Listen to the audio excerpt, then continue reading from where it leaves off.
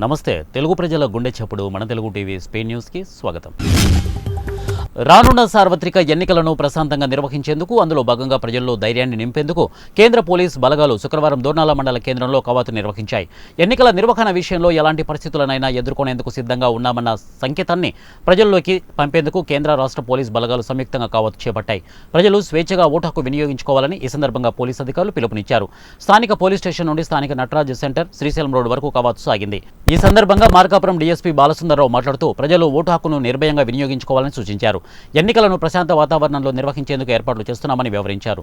ఈ కార్యక్రమంలో Yerragondapalem CI Ramulu Naik, Dornala SI Ankamarao పాల్గొని కవాతు నిర్వహించారు.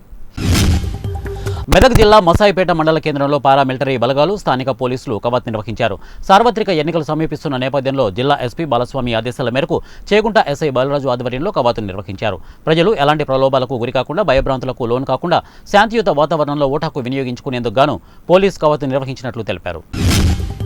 అల్లూరి జిల్లాలో ట్రాక్టర్ బోల్తాపడిన ఘటనలో ఒకరు మృతి చెందగా మరో ముగ్గురు తీవ్రంగా గాయపడ్డారు. జాతీయ రహదారి 516 ఈ నిర్మాణ పనుల్లో భాగంగా చింతపల్లి మండలం పెంటపాడు నుండి విద్యుత్ స్తంభాలు 6 వర్కర్లు ఓ సూపర్వైజర్తో లంబసింగి వెళ్తున్న ట్రాక్టర్ అంతర్ బ్రిడ్జ్ వద్దకు చేరుకున్న సమయంలో ట్రాక్టర్ బ్రేకులు ఫెయిల్ అవ్వడంతో బోల్తాపడింది. ఈ ప్రమాదంలో సూపర్వైజర్గా విధులు నిర్వహిస్తున్న శ్రీకాకుళం జిల్లాకు చెందిన పట్రాసి సంతోష్ మృతి చెందాడు. తీవ్రంగా గాయపడిన సాహుల్ అన్వర్, జారిఫ్లను నర్సీపట్నం ప్రభుత్వ ఏరియా ఆసుపత్రికి తరలించారు. ఈ ఘటనపై చింతపల్లి పోలీసులు కేసు నమోదు చేసి దర్యాప్తు చేస్తున్నారు. సీఎం సహాయ నిధి నుంచి 26 కుటుంబాలకు 34,36,000 రూపాయలు కడప జిల్లా ప్రొద్దుటూరు ఎమ్మెల్యే రాజమల్ల శివప్రసాద్ రెడ్డి అందజేశారు.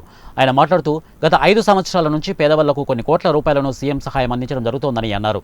ఆరోగ్యశ్రీ ద్వారా వర్తించని జబ్బులకు సొంత డబ్బులు ఖర్చు పెట్టిన దానికి సీఎం సహాయ నిధి నుంచి ఇప్పించడం జరుగుతోంది. ఈ ఆర్థిక సహాయం అందడం వల్ల పేద కుటుంబాలు అప్పుల పాలు కాకుండా ఉపయోగపడుతుంది.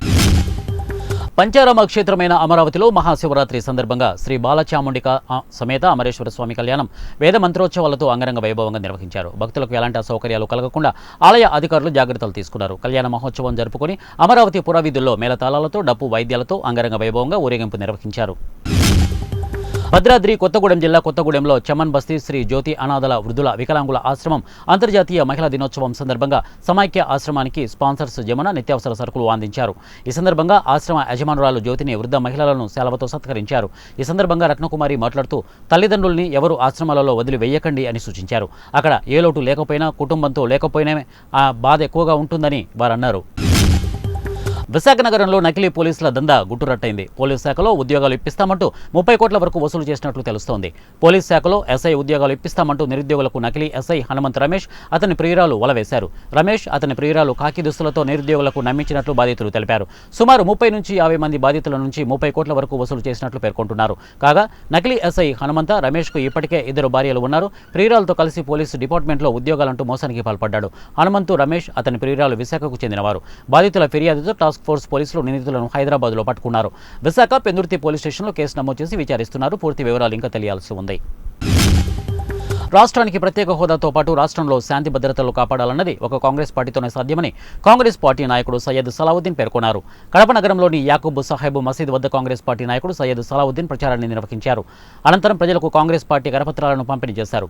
ఈ సందర్భంగా ఆయన మాట్లాడుతూ నేటి పరిస్థితుల్లో కేంద్రం, రాష్ట్రాల్లో సెక్యులర్ పార్టీ అయిన కాంగ్రెస్ పార్టీ అధికారంలోకి రావాల్సిన అవసరం ఎంతైనా ఉందన్నారు.